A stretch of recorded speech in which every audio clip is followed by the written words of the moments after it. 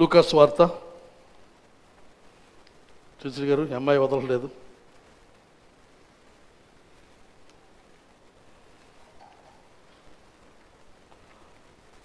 దూరం వెళ్ళిపోయినా యూట్యూబ్లో మన ప్రసంగాలన్నీ అప్లోడ్ చేస్తున్నాం కాబట్టి టీచర్ గారు, సోఫియా, కుట్టి, అజరయ్య, రాంబాబు గారు అందరూ వినొచ్చు. లూకాసు వార్త 24వ అధ్యాయం 14వ వచనం.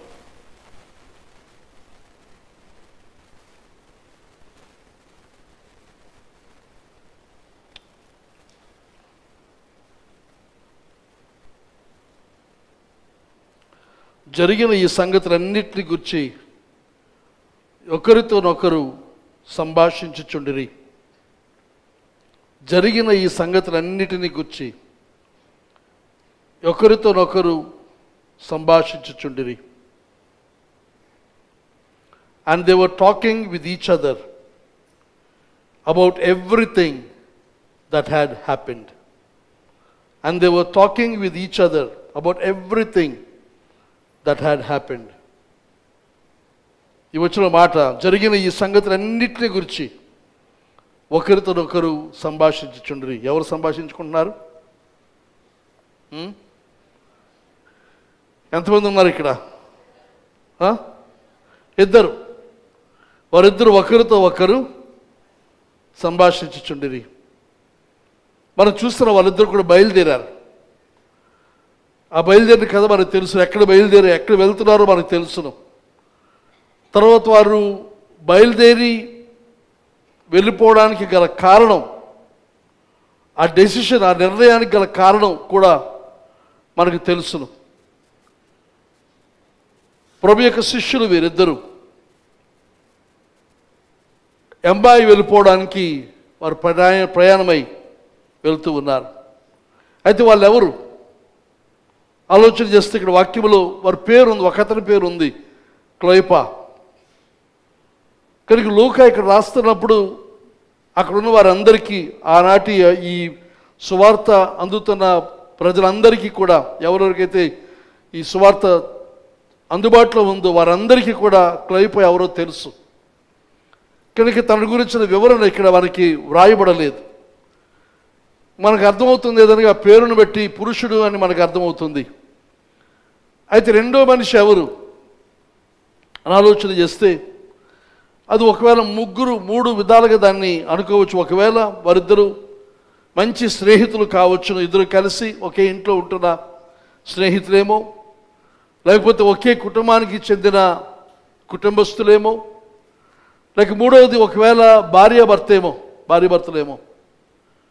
ఎందుకనంటే ప్రభుని ఆ రాత్రి వారితో ఉండిపోమని ఒత్తిడి చేస్తున్న కారణం చేత వాళ్ళ ఇల్లేమో, వారి భార్యాభర్తలేమో కనుక ఉండమని ప్రభువుని ఆహ్వానించారని భావించే పరిస్థితి. కానీ ఎవరైనా సరే, ఇద్దరు భార్యాభర్తలైనా, లేకపోతే ఒకే కుటుంబానికి చెందిన వారైనా, లేకపోతే సన్నిహిత స్నేహితులైనా, వారిద్దరూ ప్రభు నుండి, లేకపోతే ప్రభు యొక్క శిష్యుల యొక్క సహవాసము నుండి వారు దూరం వెళ్ళిపోతూ ఉన్నారు. ముఖ్యంగా ఏ కలవరం కలిగిన సమయం, ఏం జరుగుతుందో అర్థం కాకుండా అయోమయంగా ఉన్న ఆ సమయంలో వారు అంటూ ఇక్కడున్న మనకు క్షేమం కాదు, వెళ్ళిపోదాం, ఇక్కడ ఉండొద్దు అనేసి మరి మిగతా ఎవరితో కూడా ఆలోచించకుండా, పేతురుతో కానీ యోహానుతో కానీ శిష్యులు ఎవరితో కూడా ఎవరితో కూడా మాటకు మాత్రం కూడా చెప్పకుండా వారిద్దరు ఒకటి బయలుదేరి వెళ్ళిపోతున్న పరిస్థితి ఇక్కడ మనం చూస్తూ ఉన్నాం.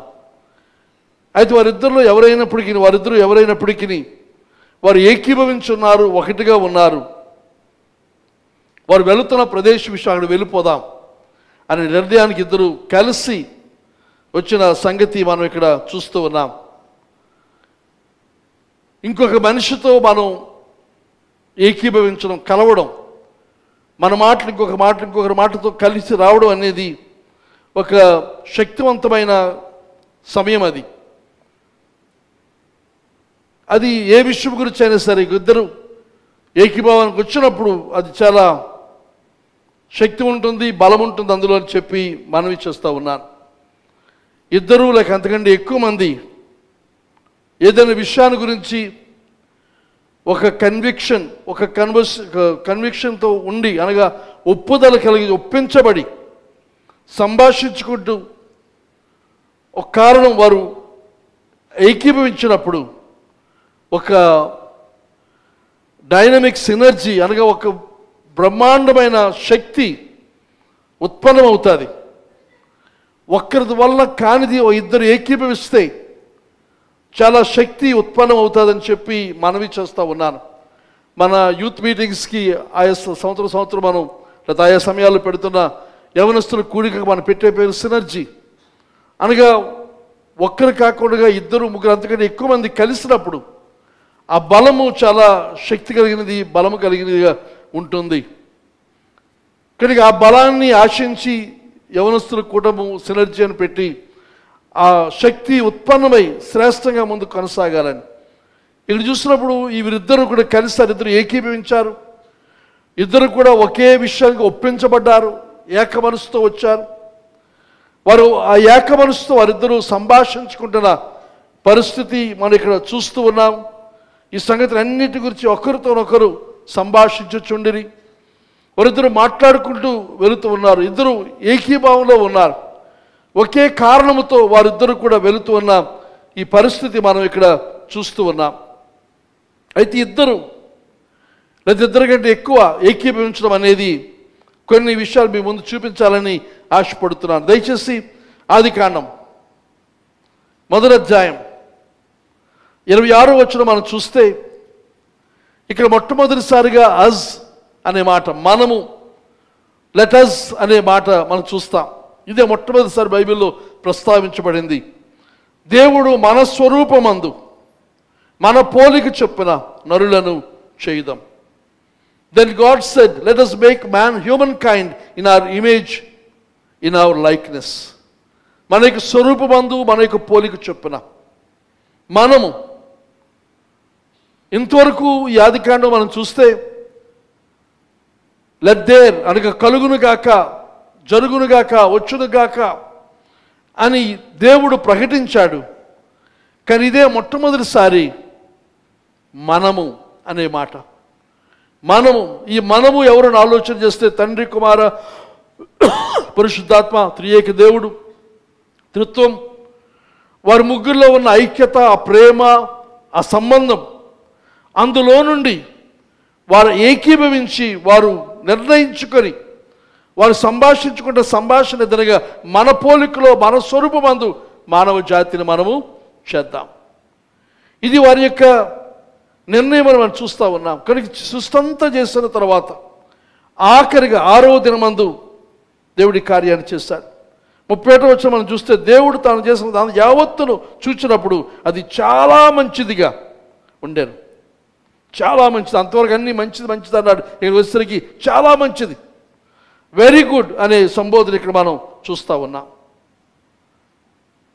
అయితే ఈ ఏకీభావం, ఈ మనము అనే ఆ ఆలోచన చూసినప్పుడు ఎంతో శక్తి, ఎంతో బలము ఉత్పన్నమై చెప్పాలంటే ఒక నూతన జీవాన్ని తీసుకుని వచ్చిన పరిస్థితి మనం చూస్తూ ఉన్నాం. అయితే ఇదే ఏకీభావం, ఇదే సంఘీభావం, ఈ లెటర్స్ అనేది అది వ్యతిరేకంగా తప్పుగా ఉన్నప్పుడు దాని పరిణామాలు కూడా తీవ్రంగా ఉంటాయి. యోగ్యంగా ఉన్నప్పుడు, సరిగా ఉన్నప్పుడు అది దీవెనకరము, ఆశీర్వాదం, జీవాన్ని ఇస్తుంది. ఆ ఏకీభావం అది వేరుగా ఉన్నప్పుడు, లేక దేవుని చిత్తానికి విరుద్ధంగా ఉన్నప్పుడు నష్టాన్ని, కష్టాన్ని కలుగు చేస్తుంది. చూడండి, ఆదికాండంలోనే 3వ అధ్యాయం 6వ వచనం, 3వ అధ్యాయం 6వ వచనం, స్త్రీ ఆ వృక్షము ఆహారములకు మంచిదియు, కన్నులకు అందమైనదియు, వివేకమిచ్చు రమ్యమైనది అని ఉండుట చూచినప్పుడు ఆమె దాని ఫలములలో కొన్ని తీసుకొని తిని తనతో పాటు తన భర్తకునిచ్చాను, ఇతరులు కూడా తినేను. ఇక్కడ తెలుగు తర్జుమాలు చూసినప్పుడు ముందు స్త్రీ తినింది, తర్వాత తిన్నది, తర్వాత తనకి భర్తకి పెట్టింది అన్నట్టుగా మనకు అనిపిస్తూ ఉంది. కానీ ఇంగ్లీష్ తర్జుమాలు గమనిస్తే ఇదంతట్లో కూడా పురుషుడు ఉన్నాడు. Who was with her and he ate it, ఆమెతో పాటు ఉన్నాడు. ఈ సైతాను శోధిస్తున్న సమయమందు ఆ స్త్రీ ఆ శోధనకు లోనైంది, తాను ఆకర్షితురాలైంది. తన యొక్క ఊహ, తన ఇమాజినేషన్లో ఆ వృక్షం చూస్తూ ఉంది, మంచిది, తర్వాత కన్నులకు అందమైనది, మరి వివేకం ఇస్తుంది, రమ్యముగా ఉంది అని ఇవన్నీ తను మనసును ఊహిస్తుంది. అవన్నీ కూడా తన భర్తతో పంచినప్పుడు అతను ఏకీభవించాడు. నిజమే నిజమే నిజమే. ఇప్పుడు చాలామంది పురుషులు చేస్తున్న పని ఇదే కదా. స్త్రీలు చెప్పిన దానికి అవును అవును అవును నేనేమంటాను తర్వాత మాట నువ్వేంటంటే నేను అదే అంటే దానికి తగ్గు ఉండదు కదా. అయితే ఇతను ఆమెతో ఉన్నాడు. Who was with her and he ate it. ఆమెతో పాటు ఉన్నవాడు ఏం చేస్తాడు? ఆమెతో పాటు తిన్నాడు. ఇద్దరు తిన్నారు. ఇద్దరికి ఏకీభవించి ఇద్దరు ఒక మనస్సులోకి వచ్చారు. దేవునికి చిత్తానికి విరుద్ధంగా వారిద్దరూ ఏకీభవించి వారు తిన్న పరిస్థితి మనం ఇక్కడ చూస్తూ ఉన్నాం. సైతాన్ వచ్చి అవ్వనే శోధించింది, కానీ ఈ శోధనకు లోనైనప్పుడు స్త్రీ తనతో పాటు తన భర్తను కూడా చేర్చుకుంది. ఒకసారి పురుషుడు శోధించబడితే తనతో పాటు తన భార్యను చేర్చుకుంటాడు, లేకపోతే భార్య భర్తను ఇద్దరు కలిసి ఒక నిర్ణయానికి వచ్చిన పరిస్థితి. వారిద్దరు ఎప్పుడైతే ఆ పని చేశారో వారిద్దరికి తర్వాత 7వ వచనం మనం చూస్తాం. They realised they were naked. వారు దిగంబరులు. అప్పుడు అర్థమైంది వారికి. వారిద్దరు తిన్నారు, వారిద్దరు దిగంబరులు అయిన పరిస్థితి. కనుక వారి దిగంబరత్వాన్ని కప్పుకోవడానికి ఆకులు కుట్టుకున్నారు సంగతి మనం చూస్తాం. వారి కొరకు వారు కవరింగ్స్ వారు ఏర్పాటు చేసుకున్నారు. తర్వాత 8వ వచనం మనం చూస్తే దేవుని యొక్క స్వరం వినబడింది. దేవుని నుండి వారు దాక్కున్నారు. ఒకరిని ఒకరు కప్పుకున్నారు, కానీ దేవుని వచ్చినప్పుడు వారు కప్పుకోలేని పరిస్థితి. కానీ వీరిద్దరూ చూసినప్పుడు ఏకీభావంతో ఇవన్నీ కూడా వారు చేస్తూ ఇద్దరు దాక్కున్నారు, ఇద్దరు కప్పుకున్నారు, ఇద్దరు ఏకీభవించి తిన్న పరిస్థితి మనం చూస్తూ ఉన్నాం. అది 3వ అధ్యాయం 17వ వచనం మనం చూస్తే 3వ అధ్యాయం 17వ వచనంలో ఆయన ఆదాముతో ఇది మాటలు గమనించండి. నీవు నీ భార్య మాట విని, ముందు వచనంలో మనకి విన్నట్టు లేదు కదా, ఎక్కడ మనకు కనబడదు. కానీ ఇక్కడ దేవుడు అంటున్నాడు ఈ మాట.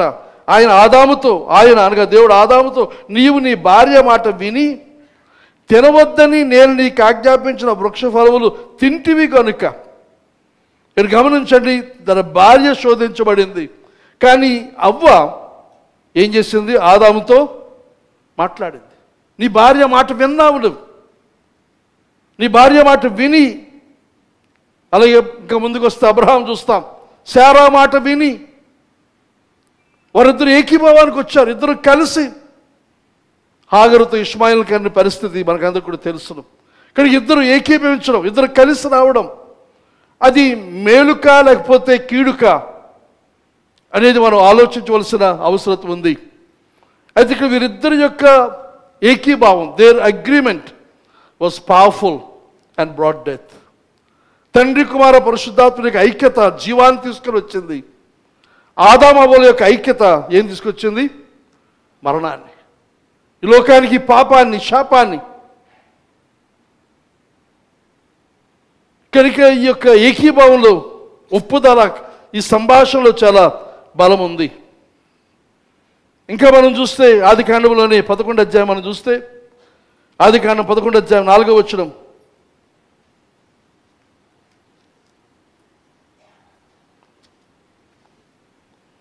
మరియు వారు మనము భూమి అందంతటా చెదిరిపోకుండా ఒక పట్టణమును ఆకాశం అంటూ శిఖరము గల గోపురము కట్టుకొని పేరు సంపాదించుకుందాం రండని మాట్లాడుకొనగా. నోవహు తరువాత జనాంగ విస్తృతి దేవునికి చిత్తవేదనగా విస్తృత భూమిని నిందించాలి. కానీ వీరు అలా కాకుండా వీరు అనుకుంటున్నారు, ఓ పట్టణాన్ని కడదాం, ఒక గోపురాన్ని కడదాం. ఆ పట్టణంలో ఆ గోపురం ఎలాగుండాలి అని అంటే ఆకాశం ఎండిపోవాలి.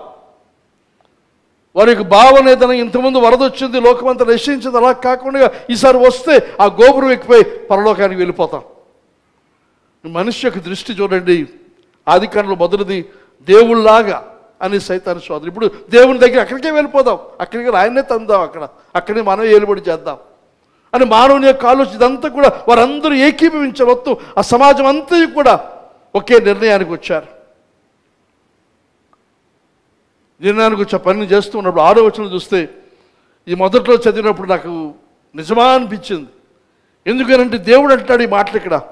అప్పుడు యెహోవా ఇదిగో జనము ఒక్కటే, వారికి అందరికీ భాష ఒక్కటే. వారు ఈ పని ఆరంభించి ఉన్నారు. ఇక మీదట వారు చేయదలుచు ఏ పని అయినను చేయకుండా వారికి ఆటంకం ఏమీ ఉండదు. అంటే దేవుడే ఒప్పుకుంటే మాట్లాడతారుగా మనుషులు వారు ఏకీభవించి ఒక నిర్ణయాన్ని తీసుకొని వారు చేయి తలపెడితే వారిని ఆపగల శక్తి ఎవరికి కూడా లేదు. అంటే దేవుడు ఆపలేడా? దేవుడికి బలం లేదా అని అంటే మనం గమనించవలసింది, దేవుడు మనిషిని చేసినప్పుడు స్వేచ్ఛా చిత్తంతో చేశాడు.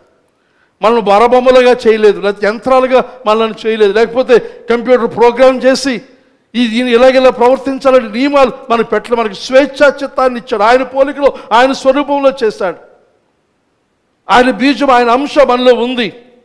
కానీ దేవుడు ఎలాగైతే శక్తివంతుడు, మనము కూడా అలాగే అందరూ ఏకీభించి ఒక నిర్ణయానికి వచ్చి దాన్ని చేయి తలపెడితే ఆపగల శక్తి లోకమంది ఏది కూడా లేడు. దేవుడు కూడా ఆపడు. తను విధించగల విధికి తానే పరిమితమైపోయిన పరిస్థితి ఇక్కడ మనం చూస్తూ ఉన్నాం. కానీ ఈ యొక్క ఏకీభావం, ఈ యొక్క అగ్రిమెంట్ అది శక్తివంతంగా ఉన్నప్పటికీ ఇది ప్రయోజనకరము కాదు. దేవుని చిత్తాన్ని నెరవేరుస్తున్నది కాదు. వారికి అది బాగుంది, నిజమే, మంచిదే. మనం చెదిరిపోవద్దు, మనందరికీ ఉండిపోవాలి, పాలకుండానే ఉండిపోవాలి. నేను కోరుకునేది అదే, టీచర్ గారు కోరుకునేది అదే. మన పిల్లలు పెళ్ళిళ్ళు అవుతున్నారు, ముఖ్యంగా ఆడపిల్లలు పెళ్ళిళ్ళు అవుతుంటే ఇక్కడే వారినే చేసుకోవాలి. ఎందుకంటే ఇక్కడ ఉండాలి, వెళ్ళిపోకూడదని. ఇక్కడే ఉండిపోవాలి అందరూ. ప్రతి తండ్రి తల్లి యొక్క ఆశ. కనుక ఇక్కడ వీరు చూసి వీరి యొక్క మనసు మనందరూ ఇక్కడే ఉందాం, మరి ఎక్కడికి వెళ్ళిపోవద్దు. మన కుటుంబం అంతా ఇక్కడే ఉందాం. గొప్ప పట్టణాన్ని కట్టుకుందాం, ఇక్కడ ఉండిపోదాం. పెద్ద గోపురాన్ని కట్టుకుందాం, ఏదైనా ప్రమాదం వస్తే ఆకాశానికి ఎక్కిపోదాం. వారంతా వారు సొంతంగా చేసుకున్న ఏర్పాటు ఇది. చూసిన అందులో మరి ఒక ఉద్దేశం ఏదనగా పేరు సంపాదించుకుందాం. మనకు ఒక పేరు, మన ఇంటి పేరు. ఈ మధ్యన పెళ్ళిళ్ళు చూస్తూ ఉంటే వంశాలు పాడుతూ ఉంటాయి. అయ్యో బాబు, ఏం వంశాలు ఇవి, రాజవంశాలలాగా. అందుకని గొప్ప వంశాల పేరు చెప్పుకొని ఈ పరిస్థితులు చూస్తున్నాం. గొప్ప పేరు, ప్రతి ఒక్కరికి తాపత్రయం, ఆశ. మా పేరు, మా గొప్పతనం, ఆధిక్యత. ఇదొక లేబుల్, ఒక ఐడెంటిటీ. ఆశక్తులు మనకు ఒక పేరు సంపాదించుకుందాం. కానీ ఇది ప్రయోజనకరమైనది కాదు. దేవుని చిత్తం అది కాదు. దేవుని చిత్తం లోకమంతా విస్తరించాలి, లోకమంతా దేవుని ప్రజలతో నింపబడాలి. ఏదైనా తోట లాంటి తోటలుతో ఈ లోకమంతా నింపబడి భూలోకమంతా కూడా ఒక పెద్ద ఏదైనా తోటలాగా దేవుని సముఖమందు ఉండాలి అనే దేవుని చిత్తం. కానీ వీరు ఈ ఏకీభవించి దేవుని చిత్తానికి వ్యతిరేకంగా పనిచేస్తూ ఉన్నప్పుడు దేవుడే అంటున్నాడు, అది ఎవరు ఆపలేరు. కానీ దేవుడు దిగి వచ్చాడు, చూడడానికి వచ్చాడు. దిగి వచ్చి వారి మధ్య ఏర్పడిన ఆ సినర్జీని, ఆ విస్ఫోటనం కలిగించే ఆ బలమైన శక్తిని విచ్ఛిన్నం చేయడానికి వాళ్ళు కన్ఫ్యూజన్, గందరగోళం తీసుకొని వచ్చాడు. దేవుడు చేసే పని ఇలా ఉంటుంది. ఇంకా అసాధ్యం, ఎవరు కూడా ఆపలేరు. ఇది అయిపోయింది, మేము కట్టేస్తాం, గొప్ప పేరు మేము సంపాదించుకుంటాం అని అనుకుంటే ఆయన వచ్చి ఆ ఐక్యతను, దేవునికి విరోధమైన ఐక్యత, దేవునికి విరోధమైన ఏకీభావాన్ని దేవుడు ఇక్కడ విచ్ఛిన్నం చేసిన విధానం ఏదనగా ఒక చిన్న మెలికే, భాషలో తేడా. ఈ మధ్య కేసీ ఉంది, కొద్దిగా 2 వారాల పాటు ఉంది. అయితే తను చూసినప్పుడు నాకు అనిపించింది, చిన్నపిల్ల 2 సంవత్సరాల వయసులో ఉంది. తల్లి అమ్మ నాన్న ఇక్కడ లేరు, మేమే ఉన్నాం. అయితే మా అందరితో ఉన్నది ముఖ్యంగా ఈ జయబాబుతో బాగానే ఉంటుంది, కానీ జోయితో దానికి తగు, ఇద్దరికి పట్టలేదు. అంత తగువు కాదు. వారికి ఒకరి మీద ఒకరికి కోపం అనమాట. వాళ్ళ ప్రేమ పక్క, కోపం పక్క.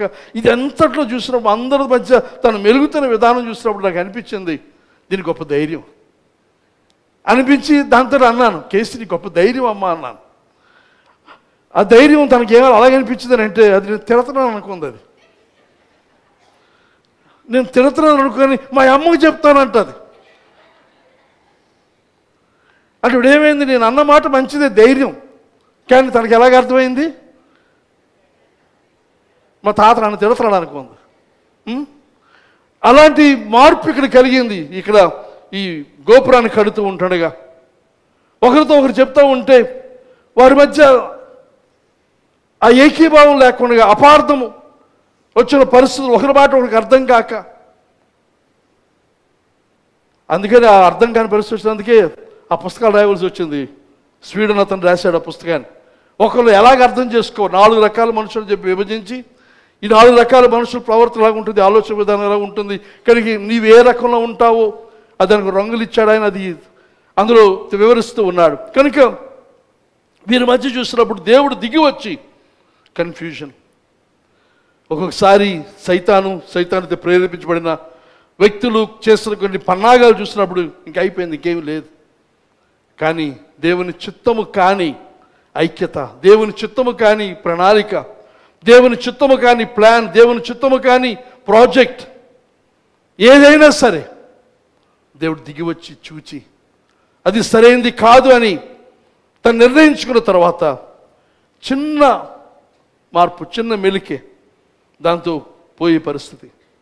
కనుక ఇక్కడ వీరిద్దరు కూడా అలాగే, వారిద్దరి మధ్య ఏకీభావం, కన్విక్షన్, ఒప్పుదల చాలా బలంగా ఉంది. విశ్వాసపు సమాజాన్ని వాడు విడిచిపెట్టి వెళ్ళిపోతున్నారు. ఆ విడిచిపెట్టి వెళ్ళిపోతున్నప్పుడు ఎంత దూరమైనా వెళ్తాను, కొన్నిసార్లు అంటూ ఉంటారు మన కోపంతో ఉన్నప్పుడు, ఎంత దూరమైనా వెళ్తాను, దేనికి, ఏదో సాధించడానికి. వీళ్ళిద్దరు కూడా అదే, మేమిద్దరు అనుకున్నాం, మేము ఎంత దూరమైనా సరే వెళ్తాం, 7 కిలోమీటర్లు 7 మైళ్ళు అయినా 10 కిలోమీటర్లు అయినా సరే మేము వెళ్తాం.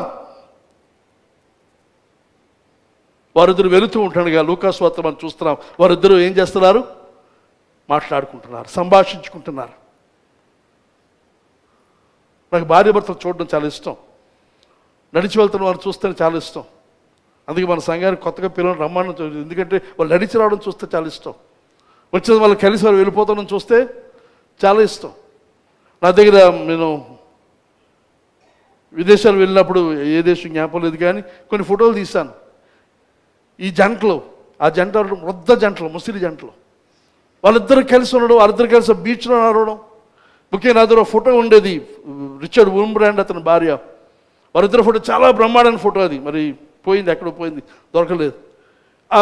చూసిన వారిద్దరూ ఏకీభవించి నడుస్తున్నప్పుడు ఒకసారి వైజాగ్లో చూస్తాను, భార్య భర్తలు ఇద్దరు కొత్తగా పెళ్ళైంది, నడిచి వెళ్తున్నారు. వెళ్తూ ఉంటే భర్త ముందుకు వెళ్ళిపోతున్నాడు, ఈ భార్య దగ్గర ఆగిపోయి ఇంకా జోయిలాగా కాలుతో అంతా ఉంది అక్కడ కింద నిలబడి. ఏటైందని చూస్తే కొంతసేపటికి వెనక్కి వచ్చాడు ఆయన. ఇద్దరి మధ్య రోడ్డు మీద తగ్గు నడుచుకుంటున్నాడు.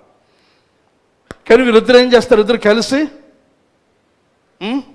మాట్లాడుకుంటూ వెళ్తున్నారు. భార్య భర్తలారా అడుగుతున్నాను, మీరు మీ భార్య ఇద్దరు మాట్లాడుకుంటున్నారా, భర్తలారా భార్యలారా? ఈ మధ్య మన ఫోన్ ఒకటి వచ్చింది కదా, యూట్యూబ్ వచ్చింది కదా, అందులో రీల్స్ ఇంకేవో ఉన్నాయి కదా, ఇవన్నిటితో భార్యాభర్తలు మాట్లాడుకునే సమయం ఏమవుతుంది, లేదు, ఉండడం లేదు. కానీ వీరిద్దరు ఏం చేస్తున్నారు, నడుస్తూ కొంతకాలానికి భయం ఏమిటంటే భార్యాభర్తలు మాట్లాడుకునే ఉండవేమో,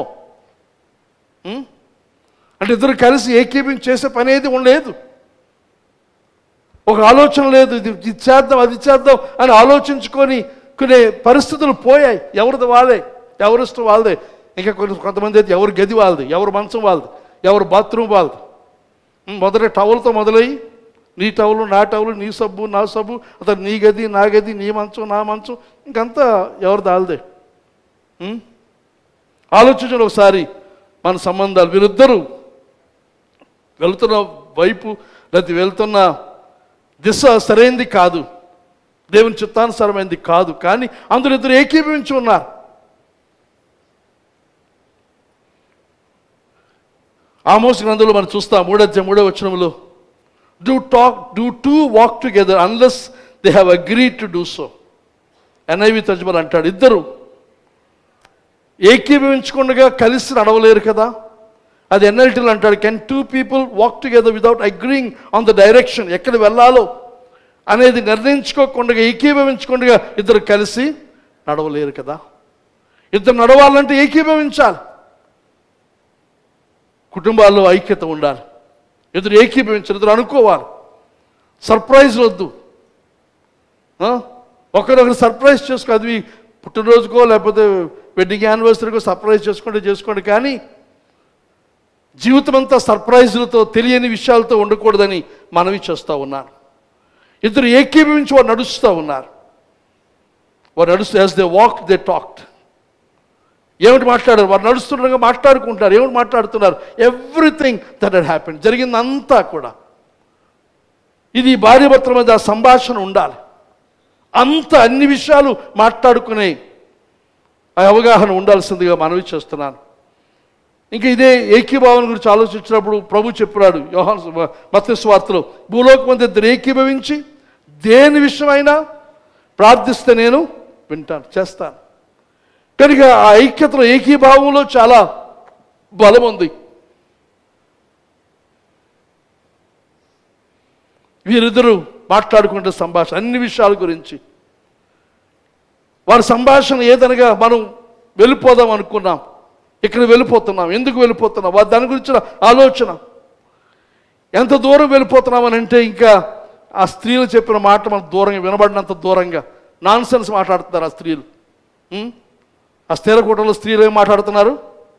నాన్ సెన్స్ అంటే జ్ఞానం లేని మాట, బుద్ధి లేని మాటలు, మెంటల్ మాటలు, పిచ్చి మాటలు మాట్లాడుతున్నారు. దాన్ని దూరంగా మనం వెళ్ళిపోదాం, వీళ్ళతో మనం వద్దు.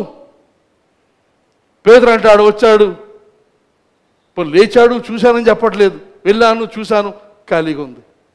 ఏమిటా గోల? ఇదంతా అయోమయం, మనకి వివరంగా లేదు. కనుక మనం వదిలేసి వెళ్ళిపోదాం. వారిద్దరూ ఏకీభావానికి వచ్చారు. ఇదేదో జరిగిందట, సూపర్ న్యాచురల్ థింగ్ జరిగింది. ఆయన లేడట, తిరిగి లేచాడట. ఇది ఎవరు నమ్ముతారు? ఎవరు విశ్వసిస్తారు? దేవదూతలు కనబడ్డారట.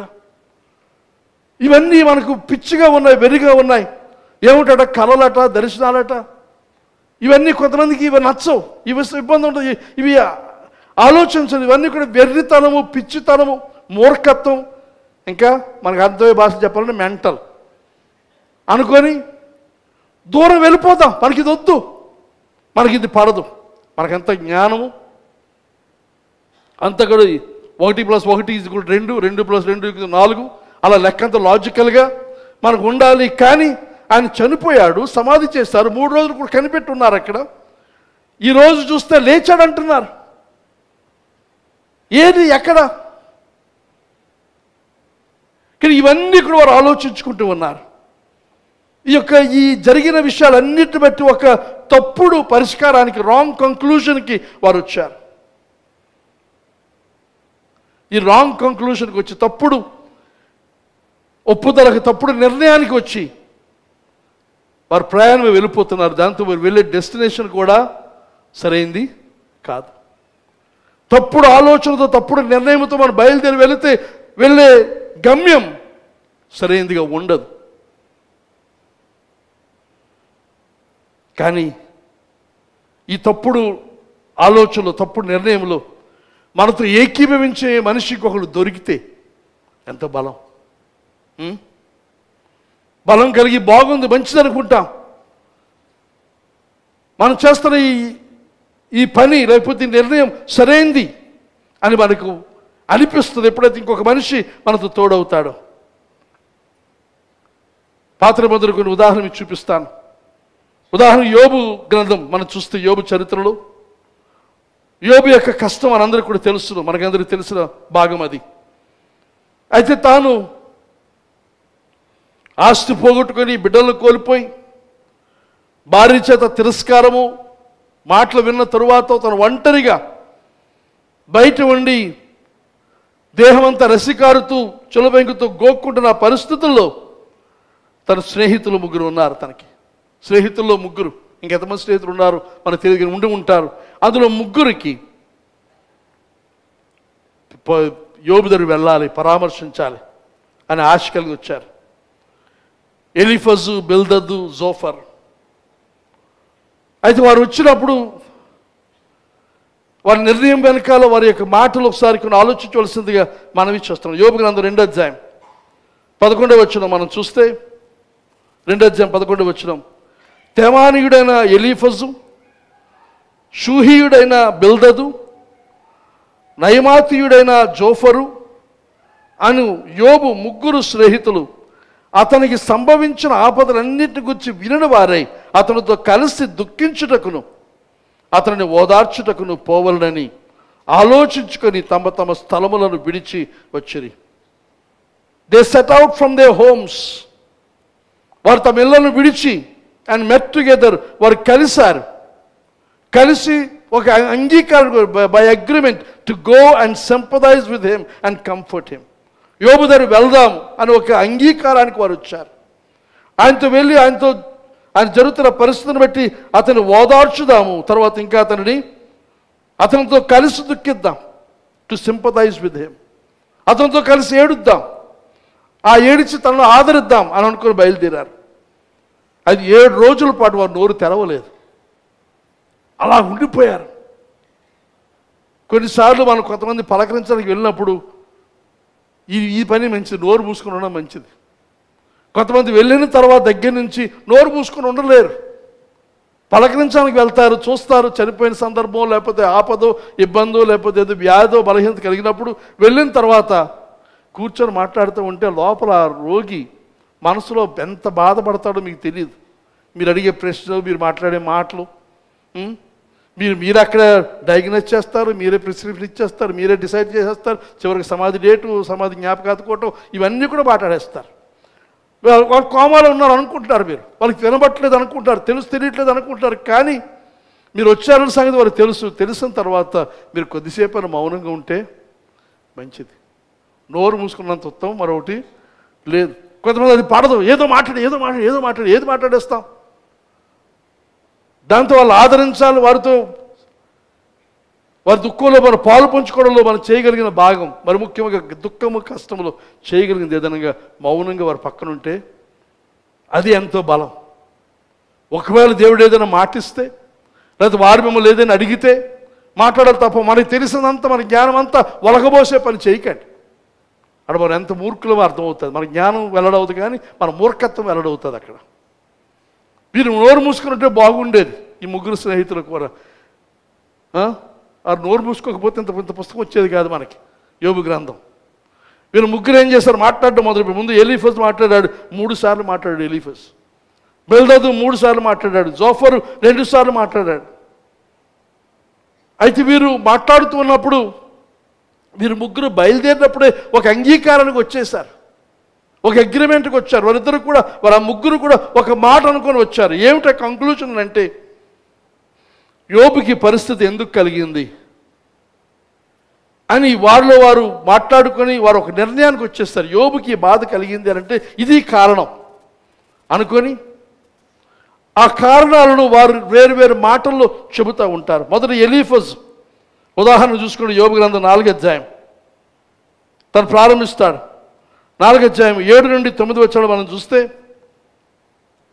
జ్ఞాపకము చేసుకొనుము. ఎవరు? యోబా, నువ్వు జ్ఞాపకం చేసుకో, నిరపరాధి అని ఒకడు ఎప్పుడైనా నశించనా? నిరపరాధి ఎవడైనా నశించాడా? యథార్థవంతులు ఎక్కడైనా నిర్మూలమయ్యారా? నేను చూచినంత వరకు అక్రమమును దున్ని కీడును విత్తువారు దానినే కోయుదురు. దేవుడు ఊదగా వారు నశించుదురు. ఆయన కోపాగ్ని శ్వాసము వలన వారు లేకపోదురు. ఏమంటాడు ఇక్కడ? నువ్వు ఇన్నోసెంట్ అనుకుంటావు, నీ ఏ పాపం లేదనుకుంటావు, కానీ నీలో పాపం ఉంది, నీలో చెడుతనం ఉంది. Wave the upright ever destroyed. నీతిగా ఉన్నవారు, న్యాయంగా ఉన్నవారు ఎప్పుడైనా నాశనం వాడు ఎప్పుడైనా చూసావా? నువ్వు విన్నావా?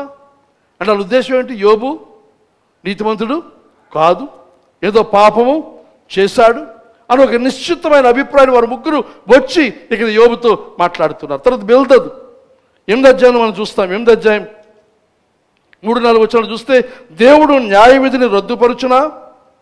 సర్వశక్తుని దేవుడు న్యాయమును రద్దుపరుచునా?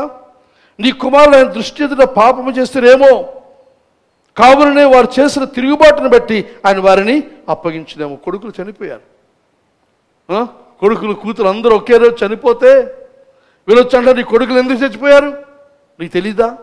వారు పాపం చేస్తారు, దేవుడు న్యాయ విధిని రద్దుపరుస్తాడా? ఏటమ్మా?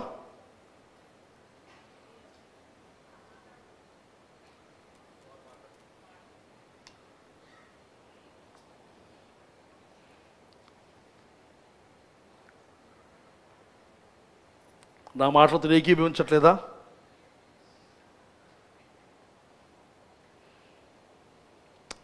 దేవుడు న్యాయ విధిని రద్దుపరచునా? సర్వశక్తులకు దేవుడు న్యాయమును రద్దుపరచునా? నీ కుమారుల దృష్టి పాపము చేస్తురేమో. ఇదే భయంతో యోబు ప్రతిరోజు ఆ నిమిత్తం బలులు అర్పించేవాడు, ప్రార్థన చేసేవాడు. కానీ వీరు అంటున్నారు, నీ కొడుకులు పాపం చేస్తారు, లేకపోతే ఎందుకు దేవుడు చంపుతాడు? జోఫర్ 11వ అధ్యాయంలో మనం చూస్తే 11వ అధ్యాయం 10 వచనం చూస్తే, ఆయన సంచారం చేయొచ్చు ఒకరి చెరలో వేసి వ్యాజ్యమాడు పిలిచినప్పుడు ఆయన అడ్డగింపగలవాడెవడు? అంటే దేవుణ్ణి అడ్డగించగలవాడెవడు? పనికి మాలిన వారు ఎవరు? ఆయన ఎరుగును కదా. అంటే చెప్తున్న మాట ఏమిటి? నువ్వు పనికి మాలిన వాడివి. యోబులు ఏమంటాడు ఇక్కడ? నువ్వు పనికి మాలిన వాడివి. పరిశీలన చేయకే పాపం ఎక్కడ జరుగుతున్నదో ఆయనే తెలుసుకున్నాడు కదా. పాపం ఎక్కడుందో దేవునికి తెలుసు. ప్రత్యేకంగా పరిశీలన చేయనక్కర్లేదు, రీసెర్చ్ చేయనక్కర్లేదు, ఆయన కనబడుతుంది పాపం.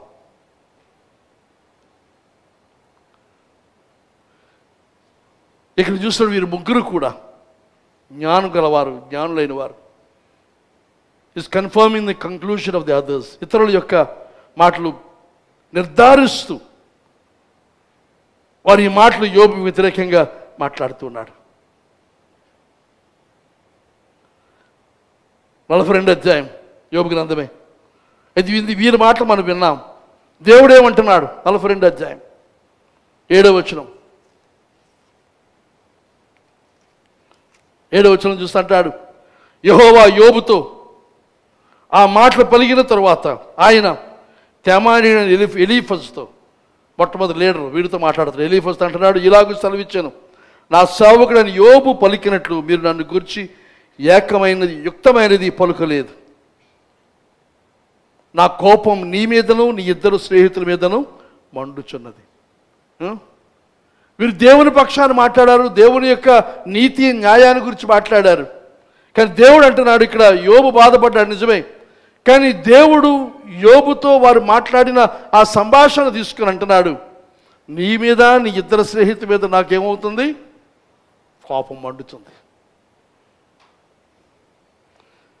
దేవుడికి అంటున్నాడు, ఈ వచ్చినప్పుడు చెప్తున్న మాట ఏదనగా, యూ గాట్ ఇట్ రాంగ్, మీరు సరిగా గ్రహించలేదు. అంటే వారు ఏది తప్పుగా అర్థం చేస్తున్నారు? The did not speak what was write about the lord. దేవుని గురించి సరైన మాట వారు పలకలేదు. వారి మాటలు చూస్తే తప్పుగా అనిపించు మనకని దేవుడు అంటున్నారు, మీ మాటలు నా విషయమై మీరు మాట్లాడిన మాటలు సరైనవి కావు. తన యోబు ఎవరు? నా సేవకుడు. Job is my servant. తర్వాత ఇంకా నన్ను గురించి సరిగ్గా మాట్లాడినవాడు యోబే, మీరు కాదు. మీరు అనుకుంటారు మేమే సరిగ్గా మాట్లాడాం.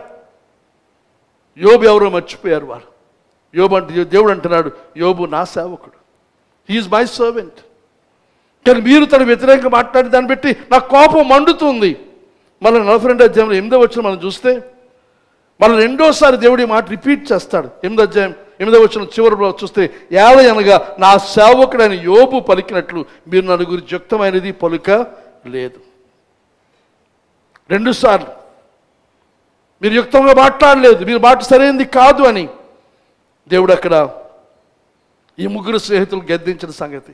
వారు ముగ్గురు ఏకీభవించి ఒకే నిర్ణయానికి వచ్చి, ఇది యోబు తప్పనిసరి ఏదో చేశాడు, పాపం చేస్తాడు, చెడుతనం చేస్తాడు, తన పిల్లలు తప్పు చేస్తారు, కాకపోతే దేవుడు ఎందుకు ఇంత శిక్షను విధిస్తాడు? కానీ దేవుడు అంటాడు, అది కాదు, మీకు తెలియదు. మనకు తెలుసు, యోబు గ్రంథం వెనక్కి చదువుతుంటే మనకు తెలిసిన విషయం జరిగింది, సైతానికి దేవుని మధ్య జరిగిన ఆ పోరాటం, ఆ విషయం మనకు తెలుసు. కానీ వీరికి తెలియకుండానే వీరు ఏకీభావానికి వచ్చి, అగ్రిమెంట్కి వచ్చి ఇది అన్నట్టుగా దేవునితో వారు యోబుతో మాట్లాడుతున్నారు. ఈ ముగ్గురు కూడా వారు మాట్లాడుతుంది సరైందే అని అనుకున్నారు. ఇంకా చూస్తే వారు ప్రారంభం నుండి తప్పులోనే ఉన్నారు. ఇద్దరు శిష్యుల విషయం వెనక్కి ఆలోచన చేస్తే మనకు అర్థమవుతున్న విషయం ఎదురుగా వీరిద్దరు కూడా తప్పు చేస్తున్నారు. యెరూషలేమును విడిచిపెట్టి వెళ్ళిపోతున్నారు. వారిద్దరు కలిసి ఏకీభించి ఇద్దరు కలిసి తప్పు చేస్తున్నారు. They were wrong together. వారు ఒకరితో ఒకరు మాట్లాడుకున్నప్పుడు మనం తీసుకున్న నిర్ణయం సరైందే అని ఇద్దరు ఒకరినొకరు ఒప్పించుకుంటూ ఒకరితో ఒకరు బలము కలిగి ముందుకు కొనసాగుతున్నారు. వారిద్దరు కూడా వారు కన్విన్స్ అయింది, లేకపోతే ఒప్పుదల కలిగింది ఏమిటంటే మనం తప్పు చేయట్లేదు, మనం సరిగానే ఉన్నాం. ఎప్పుడైతే తప్పుడు నిర్ణయంతో, తప్పుడు ఆలోచనతో, తప్పుడు ఏకీభావంతో మనం బయలుదేరతామో సరైన డెస్టినేషన్, మన గమ్యస్థానం సరైనది ఉండదు. గమ్యం మారిపోతుందని చెప్పి మనవి చేస్తూ ఉన్నాను.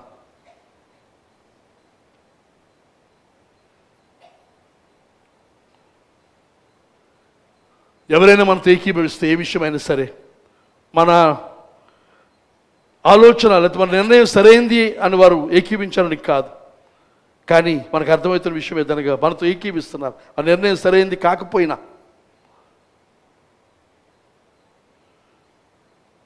మనం సరైనదిగా నిర్ణయం తీసుకోవాలని చెప్పినా కొన్నిసార్లు అది నిజం కాదు. ఎందుకంటే మన దృష్టికి మన ఆలోచనకు అది సరైనదిగా అనిపించవచ్చు, కానీ యోబు గ్రంథం చూసినప్పుడు ఆ మొత్తం అంతటి గురించి ఆలోచన చేస్తే దేవుని దృష్టిలో అది సరైన నిర్ణయము కాదు. కానీ ఈరోజు మనవి చేస్తున్నాను, మనం ఎవరితో నడుస్తున్నాం, ఎవరితో మాట్లాడుతున్నాం, నడుస్తూ ఎక్కడ వెళుతున్నాం. నడుస్తూ ఉన్నప్పుడు మనతో మాట్లాడుతున్న మాటలు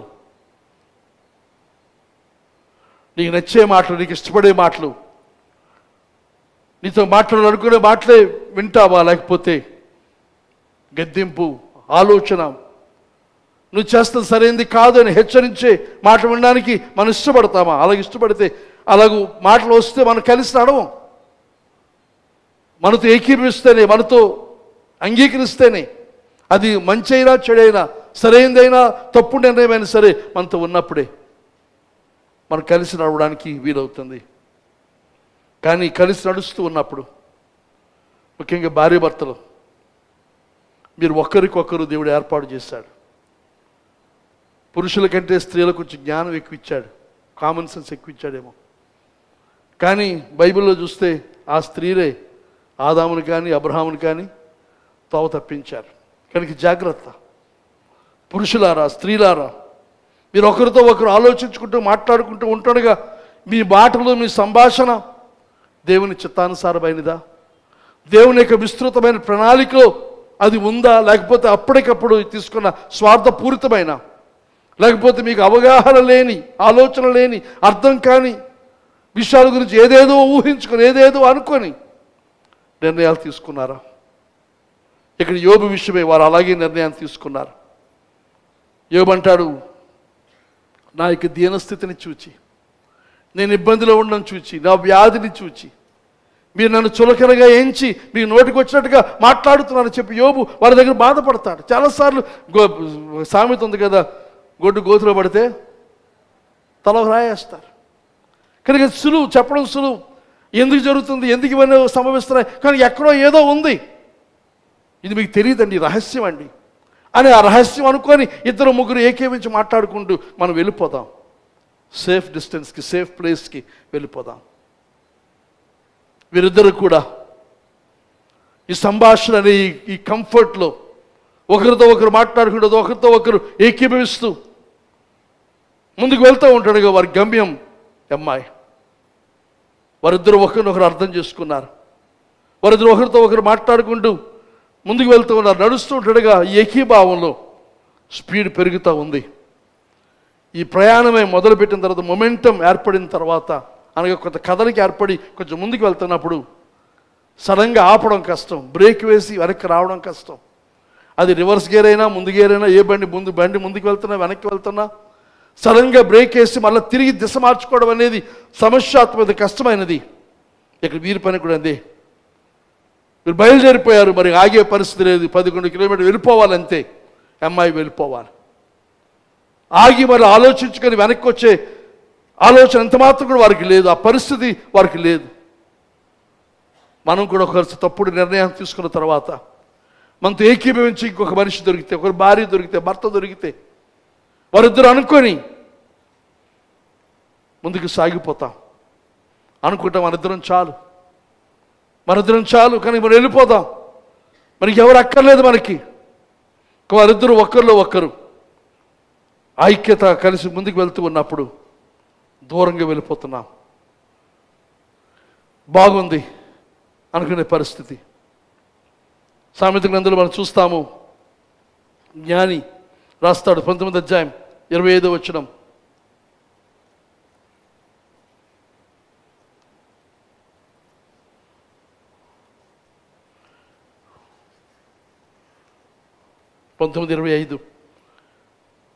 25 రెండో భాగం చూద్దాం. వివేకులను గద్దించిన ఎడల వారి జ్ఞాన వృద్ధి నొందుదురు. చాలామందికి గద్దింపిస్తూ ఉండదు. అంతా నేను బాగున్నాను, మీరు బాగున్నాం, మనంతా బాగున్నాం అని చెప్పుకోవడం ఇష్టం. కానీ వాక్యంలో నుండి వాక్యం మనతో మాట్లాడుతున్నప్పుడు, గద్దిస్తున్నప్పుడు వివేకం గలవారు ఏం చేస్తాడు? జ్ఞానాన్ని వృద్ధి పొందుతాడు. Rebuke the discerning and they will gain knowledge. ఇక్కడ రెబ్యూక్ అనే మాట, దానికి భావం యాక అనే పదం హెబ్రీ భాషలో ఉపయోగించే దాని అర్థం ఏదనగా కన్విన్సింగ్ సమ్వన్ త్రూ ఆర్గ్యుమెంట్, అనగా సంభాషణ ద్వారా, వాదన ద్వారా ఒక ఉప్పుదల చేయడం. మనం టీవీలో చూస్తున్నాం, యూట్యూబ్లో చూస్తున్నాం, వాదన ఛానళ్ళు కొన్ని ఉన్నాయి. వాదన ద్వారా ఉద్దేశం, ఆశయాన్ని అవతల వాళ్ళు ఒప్పించాలని. కానీ వివేకం గలవారైతే దాన్ని ఒప్పించబడతారు, మారుతారు. కానీ మన సమాజం ప్రస్తుతం చూస్తే వివేక శూన్యమై, బుద్ధిహీనులు, ఫూల్స్ ఎక్కువైపోయి వాదనలో గెలవలేక ఏం చేస్తారు? చంపేస్తున్నారు. పగడాల ప్రవీణ్ ఉదాహరణ. వాదనలో గెలవలేక ఇతను లేకుండా మంచిది. వివేకం గలవారు ఏం చేస్తారు? దాన్ని ఆర్గ్యుమెంట్ ద్వారా, వాదన ద్వారా ఒప్పుదల కలిగిన వారి జ్ఞానాన్ని పెంచుకుంటారు. కానీ వివేకం లేని వారు, మూర్ఖులైన వారు జ్ఞానానికి ఇష్టపడరు. సామెతల గ్రంథం 13వ అధ్యాయం 20వ వచనం. ఇందాక యోబు గురించి అన్న మాట యోబు గ్రంథం 19వ అధ్యాయం 5వ వచనం అంటాడు యోబు, if indeed you magnify your self against me and make my disgrace and argument against మీ. ఇందాక చెప్పిన మాట యోబు గురించి 13వ అధ్యాయం 20వ వచనం సామెతలు.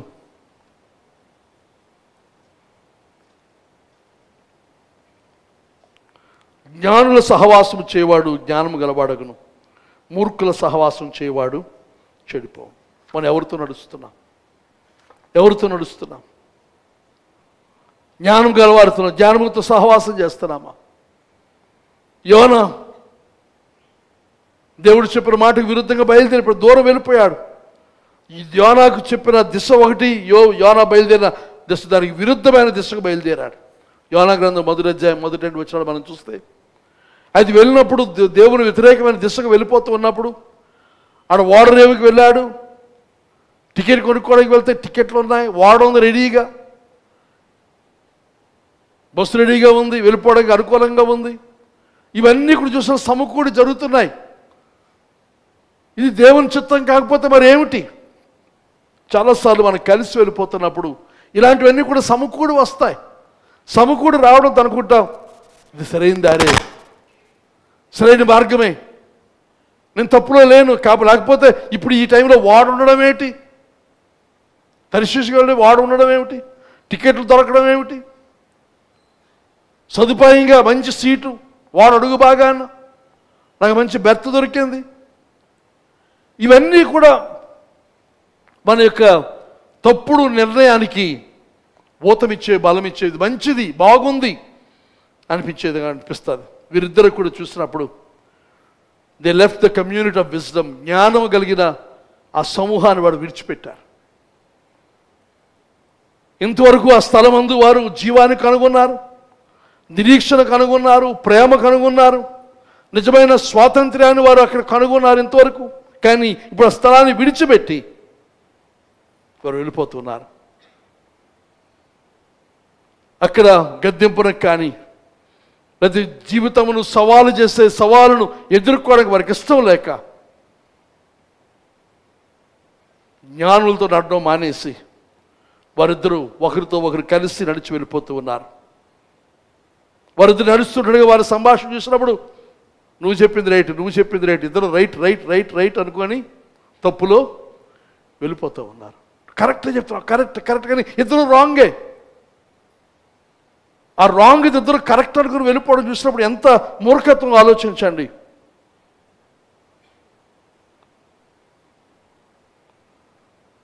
లూకా అంటున్నాడు ఇక్కడ, వారిద్దరు ఒకరితో ఒకరు సంభాషించుకుంటూ, వారిద్దరు సంభాషణ మనం చూస్తూ ఉంటే ఇక్కడ క్షమించండి, లూకా రాసిన మాటలు చూస్తే వారు ఆలోచించుకొని చుండగా, క్షమించి అది కాదు 14వ వచనం, ఈ సంగతులు అన్నిటి గురించి ఒకరితో ఒకరు సంభాషించు. ఎందుకు రాశాడు అక్కడ లూకా? అవసరమా? ఏదో చిన్న ఇన్ఫర్మేషన్ అనుకుంటాం, పనికిరాంది అనుకుంటాం, కానీ ఆ మాటను మనం కూర్చొని ఆలోచన చేస్తే, ధ్యానం చేస్తే ఏమిటి, ఎందుకు రాశాడు ఆ సంభాషణ గురించి. కానీ ఈరోజు మన సంభాషణలు ఒకసారి మనం పరీక్షించుకోవడానికే దేవుడు మనతో మాట్లాడుతూ ఉన్నాడు. మనం ఒకరితో ఒకరు మాట్లాడుతూ ఉన్నప్పుడు, మనం నడుస్తూ ఉన్నప్పుడు ఒకసారి ఆగుదా.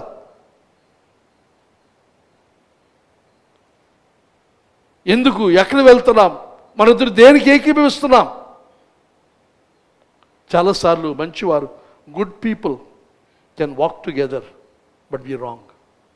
ఇద్దరు మంచివాళ్ళే, కానీ నడుస్తున్నప్పుడు వారు తప్పు వైపు, తప్పు నిర్ణయంతో వెళ్తున్నారు కావచ్చును. Good people can agree together but be wrong. ఇద్దరు ఒకే విషయానికి ఏకీభవించు, కానీ అది మంచిది కాకపోతే తప్పు అయి ఉండొచ్చు. Good people can be convinced they are right but be wrong.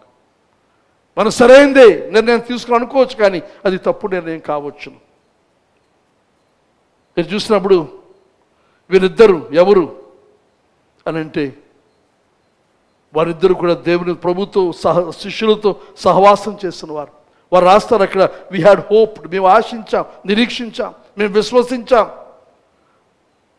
వారి ప్రభు సమూహంలో వారు ఉండడానికి త్యాగం అమ్మాయి నుంచి వారు వచ్చేసారు, ఊరు మారి వచ్చేసారు. ప్రభు వెంట గలిలయ, నజరేతు ఇవన్నీ కూడా తిరుగుతూ ఇప్పుడు యెరూషలేము వచ్చారు. 3.5 సంవత్సరాలుగా ప్రభుని వెంబడిస్తూ ఉన్నారు వారు. ప్రభు యొక్క శిలువ మరణ, భయంకరమైన ఆ శిలువ మరణాన్ని వారు చూచారు, వారు విన్నారు. కానీ చనిపోయి 3 రోజులు అయింది, ప్రభు తిరిగి లేచాడు అని చెబుతూ ఉంటుండగా అదే రోజు వారు బయలుదేరి వెళ్ళిపోయారు. వారు ఎంతగా ఒప్పించబడ్డారని అంటే, మనమే సరైన నిర్ణయాన్ని తీసుకున్నాం. శిష్యులు, అక్కడ ఉన్న పేతురు, పౌలు వీళ్ళందరూ కూడా వాళ్ళకి అయోమయంగా ఉంది, వాళ్ళకి అర్థం కావడం లేదు. వారికి అనిపించింది మనమే రైటు, వాళ్ళందరూ రాంగ్. ఇంకా చెప్పాలంటే యేసు ప్రభు కూడా రాంగే. యేసు ప్రభు కంటే మనకి ఎక్కువ తెలుసు అని భావిస్తాం. ఆయన కూడా తప్పులో ఉన్నాడు, మనకి అది కాదు, మనకి ఇది కాదు, మనం వెళ్ళిపోదాం. ఆ అమ్మాయి మార్గంలో వారిద్దరు కూడా మనను ఆహ్వానిస్తూ ఉన్నారు, మనం ఆలోచించి మనం తెలియజేస్తూ ఉన్నారు. ఈ కలిసి నడవడం, కలిసి మాట్లాడడం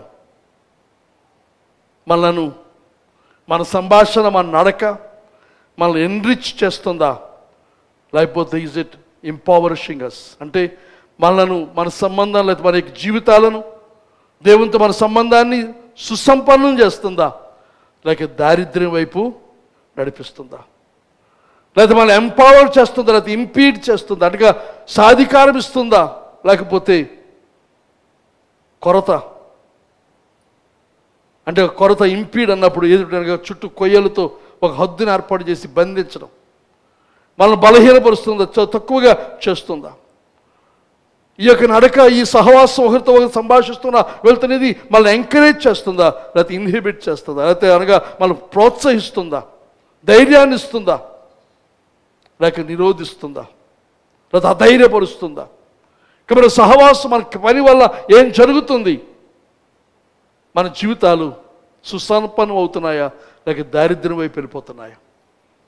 సాధికారం ఇస్తుందా, లేకపోతే కొరత వైపు, కొయ్యలతో ఆవరణ ఏర్పాటు చేసే ఆ ఇంపీడ్, ఆ పరిస్థితి వెళ్తున్నామా?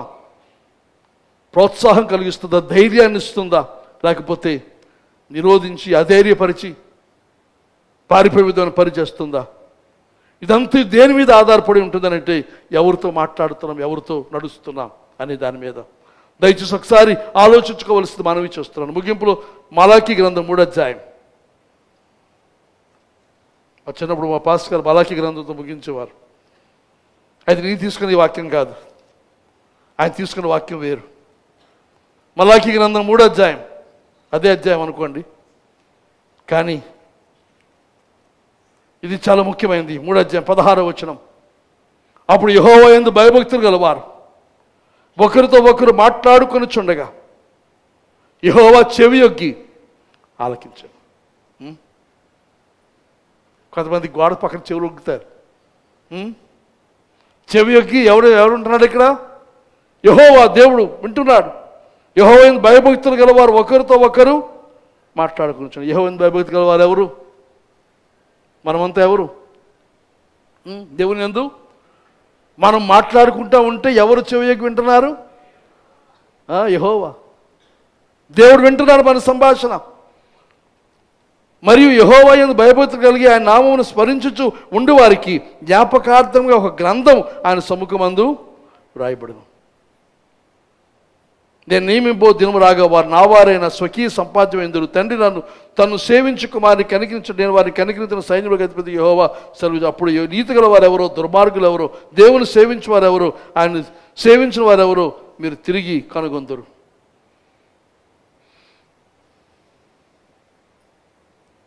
ఇక్కడ అంటున్నాడు 16వ వచనంలో, భయభక్తులు కలిగి ఒకరితో ఒకరు మాట్లాడుకుంటుండగా. ఇంగ్లీష్ తర్జుమాలో చూస్తే NLT తర్జుమాలు అంటాడు, then those who feared the Lord spoke with each other and the Lord listened to what they said in his presence. What they said, అతను ఇంకో వాక్యం, in his presence a scroll of remembrance was written to record the names of those who feared him and always thought about the honor of his name. ఆయన వింటున్నాడు, తను record చేస్తున్నాడు. తర్వాత ఆయన యందు భయభక్తులు కలిగి who feared him, ఇక్కడ రాయబడిన మాట, and always thought about the honour of his name. దేవుని యొక్క నామ మహిమ దృష్టిలో పెట్టుకొని, ఇప్పుడు ఆ మహిమనే దృష్టిలో పెట్టుకొని దేవుని యందు భయభక్తి కలిగి వారి పేర్లు ఆయన రాసుకుంటున్నాడు. మనం వాళ్ళ లిస్టులో ఉండాలి. మన సంభాషణ దేవుడు వింటున్నాడు. తర్వాత మన సంభాషణలో, మన నడకలో, మన జీవితం అంతట్లో మనకు ఉండవలసింది దేవుని యందు భయము, తర్వాత దేవుని నామానికి మహిమ, దేవుని నామానికి ఘనత. మనం చేసే కార్యం, మనం నడిచే నడక, మనం మాట్లాడే మాట వల్ల దేవుని నామానికి మహిమ కలుగుతుందా లేదా, అది దృష్టిలో పెట్టుకొని మనం ప్రవర్తిస్తే, మాట్లాడితే వారి పేర్లు ఆయన అక్కడ రాసుకుంటాడు. దేవుని జ్ఞాపకం ఉండదా? మర్చిపోతాడు ఆయన? మనకు చూపించు, ఇదిగో రా అబ్బాయి నువ్వు మాట్లాడిన మాటలు ఇవి. మనకు రుజువు చేయడానికి ఒక కోర్టు, అది దేవుని సముఖమందు న్యాయపీఠం మీద నిలబడినప్పుడు ఇదిగో ఆధారం, ఇదిగో రుజువు, ఇదిగో సాక్ష్యం. కనుక దేవునికి సంగమా, మనం ఏకీవించి భార్య భర్తలైనా, సన్నిహిత స్నేహితులైనా, బంధువులైనా, కొన్నిసార్లు ఈ సంబంధాలు మనలను దూరం చేస్తూ ఉంటాయి, పాడు చేస్తూ ఉంటాయి. కనుక ఈ సంబంధంలో పవిత్రత, పరిశుద్ధత, మరి ముఖ్యంగా దేవునికి చిత్తం, దేవుని యొక్క ఆలోచన, దేవుని నామానికి మహిమ, దేవుని నామానికి ఘనత, ఈ నూతన నిబంధన కాలంలో చూసుకుంటే దేవుని సంఘానికి ఆశీర్వాదకరం, దేవుని సంఘానికి ప్రయోజనకరం, క్షేమాభివృద్ధి కలుగు చేసే విధమైన నడక, మాట, సంభాషణ మన జీవితాలు ఉండవలసిన అవసరం ఉంది. కనుక ప్రభు ఈ సందేశం మనందరి వినికిడిలో ఆశీర్వదించును గాక. ఆమేన్.